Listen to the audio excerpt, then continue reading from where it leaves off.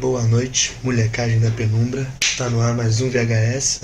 Dessa vez, não sei se vocês perceberam, mas no último vídeo eu tava usando o microfone lapela, mas não deu muito certo, então agora eu regredi ao áudio original. Fazer o que, né? O que a gente pode fazer? Se vocês quiserem doar um microfone direcional sinistrão pra gente, eu agradeço. O tema de hoje vai ser o meu top 5 filmes de horror dos anos 2000. Finalmente a gente chegou no século XXI. E eu acho que, embora eu tenda a preferir os filmes de horror de tempos passados, do ano 2000 pra cá, tem algumas coisas muito interessantes.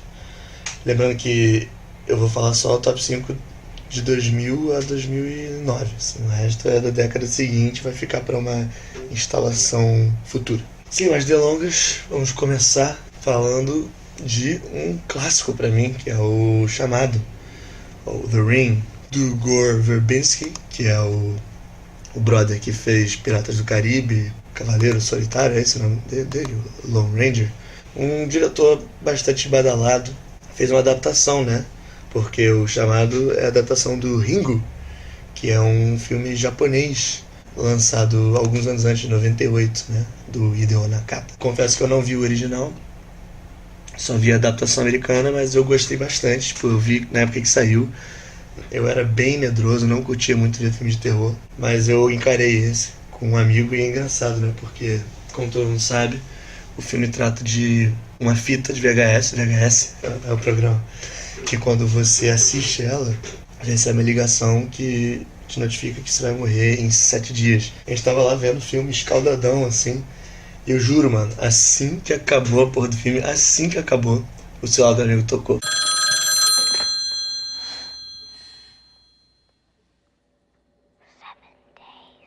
Pô, foi louco, a gente ficou meio caralho. Era só uma amiga dele, mas enfim. Enfim, é um filme bastante atmosférico, genuinamente assustador. A própria fita que faz você morrer em 7 dias, ela é assustadora, é uma coisa meio abstrata e tal.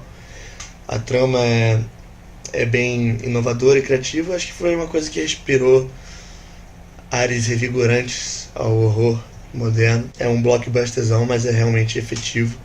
Eu fiquei alguns dias dormindo com a luz acesa, com uma luzinha noturna acesa assim na minha cabeceira depois de assistir, então não dá pra dizer que não é um filme efetivo de horror. Esse é um grande filme. E o meu destaque para esse filme, a cara carcomida das pessoas que são mortas pela maldição do filme, que assistem o vídeo, elas ficam com a cara deformadona, bizarra. Segundo filme, eu queria até puxar uma coisa que eu mencionei passageiramente no último VHS, que eu falei que alguns dos meus filmes favoritos de horror fugiam do eixo hollywoodiano, mas eu não queria citá-los na instalação dos filmes de terror globo afora, porque, por coincidência, quase todos os filmes não norte-americanos que eu gosto de horror saíram na década de 2000. O primeiro desses filmes que eu vou citar vai ser o Alta Tensão, também conhecido como Haute Tension, que é um filme francês. E, por falar em França, quando você pensa em horror e Itália, o que vem imediatamente na sua cabeça? O giallo, né? Que é basicamente o subgênero específico, endêmico da Itália de horror. A coisa que eles fizeram. E quando você pensa em horror e França, o que você pensa? Você pensa no novo extremismo francês. E se não pensava, vai passar a pensar. Agora que eu ensinei pra você. O novo extremismo francês é um movimento que começou na década de 90, fins da década de 90, que perdura até hoje, no qual alguns dos diretores mais avant-garde da França estão experimentando com o horror. Se você for pegar o giallo, o foco é muito mais imagético, né? Os caras do giallo, eles não ligam muito para diálogos. Sim, eu forcei a barra para meter essa piadinha aí. Em contraponto a isso, o novo extremismo francês, eu acho que existe um foco maior na narrativa. É uma coisa um pouco menos independente só da questão estética e imagética, e mais de ponderações, reflexões sociais e tal. O grande ponto que une todos os filmes, as obras do novo extremismo francês, é a brutalidade. São filmes com muita violência explícita, às vezes realista e bastante gráfica. E esse filme que está sendo o número 2 dessa lista não é nenhuma exceção. O Alta Tensão foi feito pelo Alexandre Aja, que é um cara que depois desse filme acabou se inserindo em Hollywood, fazendo alguns filmes famosos, como o remake do A Viagem Maldita. Ele fez o Piranha 3D, que é um filme que eu gosto bastante também. Mas enfim, o Alta Tensão é um filme que realmente faz jus ao nome dele. Ele é bastante tenso do início ao fim. Você assiste esse filme assim, grudado assim na cadeira, trincadão, porque você tá sempre muito nervoso com o que vai acontecer. Basicamente tem um psicopata mutilando todo mundo e é uma mulher que vai tentando escapar disso. É brutal, é implacável, tem um ritmo frenético, altamente tenso. E vale a pena ver se você curte um cinema de horror com emoção. Veja esse filme, é bastante legal. Esse terceiro filme da lista também segue esse mote de internacionalização do horror. É o REC, filme espanhol de 2007, dirigido pela dupla Jaume Balagueró e Paco Plaza. É um filme muito foda, assim, um dos melhores filmes de zumbi que eu já vi. É uma mescla do gênero zumbi com o gênero found footage, que são aqueles filmes, como eu já falei em VHS passados, no qual a câmera é diegética, né? A câmera é parte do filme, tem alguém filmando na narrativa, e aí essa imagem que você vê está sendo feito um documentário que acompanha a vida dos bombeiros na Espanha. E aí eles vão atender um chamado num prédio, num condomínio, no qual tá rolando tipo, uns ataques violentos. Eles chegam e o prédio é sitiado e eles estão presos ali com um bando de zumbi. É muito tenso. Outro filme genuinamente assustador. Inclusive tem uma anedota boa pra vocês. Eu assisti esse filme, sei lá, 1 ano depois que ele saiu, com a minha namorada na época. Ela tinha baixado o filme no pendrive, eu tava sozinho em casa. Ela foi lá em casa e a gente assistiu. Mano, eu fiquei apavorado, tem uns sustos assim muito tensos. Eu tava agarrando ela como se ela fosse um bicho de pelúcia, assim, um conforto. Acho que eu devo ter torturado ela, apertando o braço, assim, nos momentos de tomar atenção. E quando o filme acabou e eu fui descer pra deixar ela na rua, onde ela foi pegar um táxi pra casa, eu tive que deixar tudo ligado. Como eu tava sozinho em casa, eu tive que deixar tudo ligado, tipo, porque eu não queria, definitivamente não queria voltar pra casa no breu depois de ter assistido essa obra. Pra você ver o nível da parada. O filme é bem aterrador, muito tenso, também muito bem feito. Recomendo bastante REC. O destaque que eu vou escolher pro REC é um levíssimo spoiler, mas é um spoiler. Então tampe seus ouvidos se você não tiver assistido o filme ainda e não quiser que eu estagne nada. Mas o destaque do REC é a mescla do gênero do zumbi com o gênero do oculto, da possessão demônica e tal.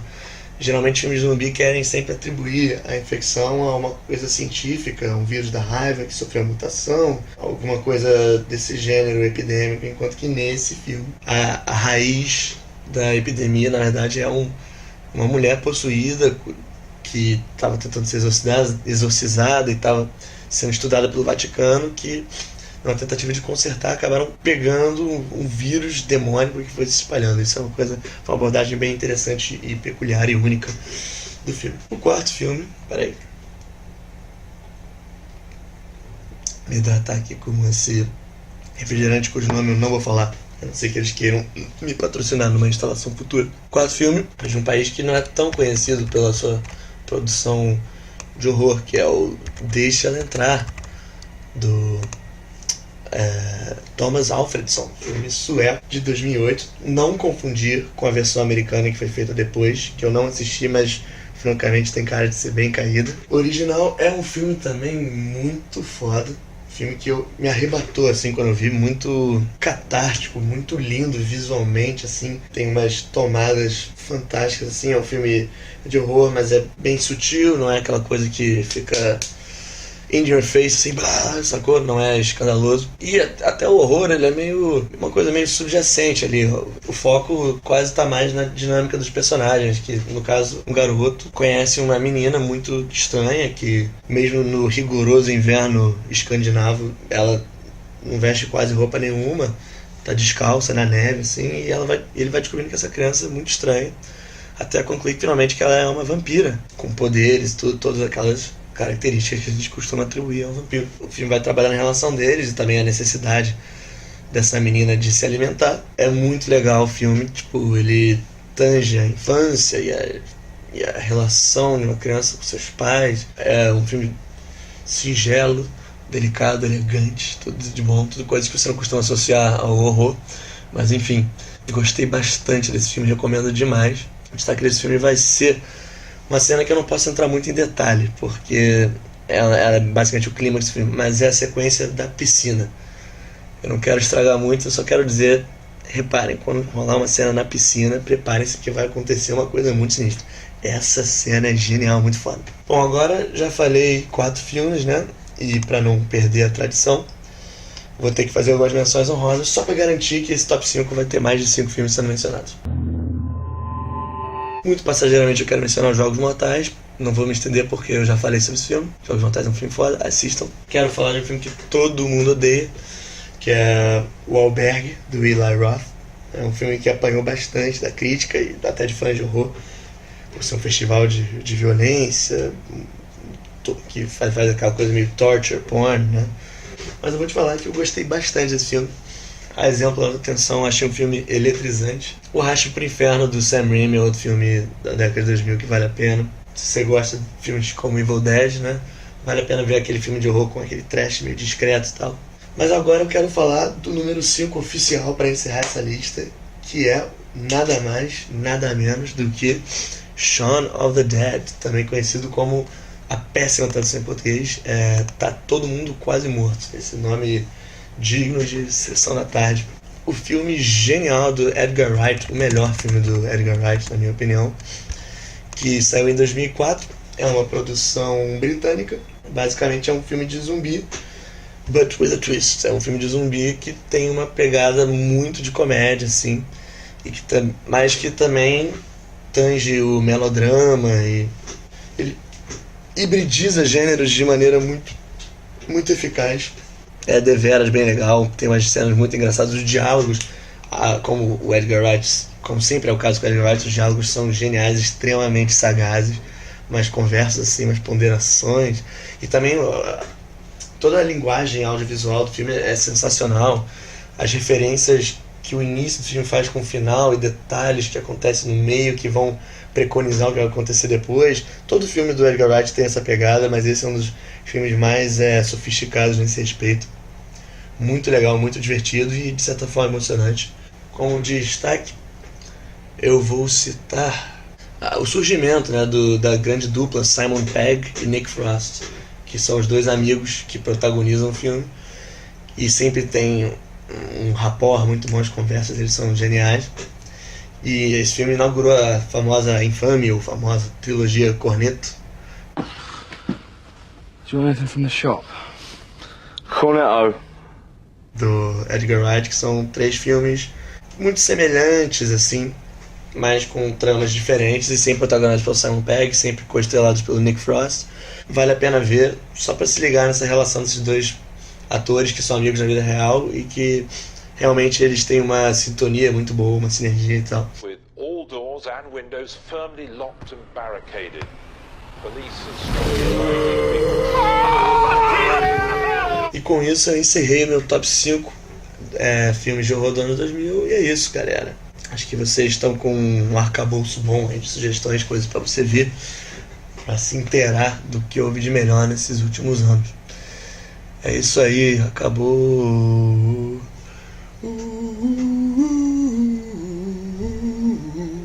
Não tô nem fazendo isso, né? Tô mais acenando, uma coisa meio tchau tchau, meio... É a Teletubbies que faz isso, né? É isso aí, valeu, amigo, acabou.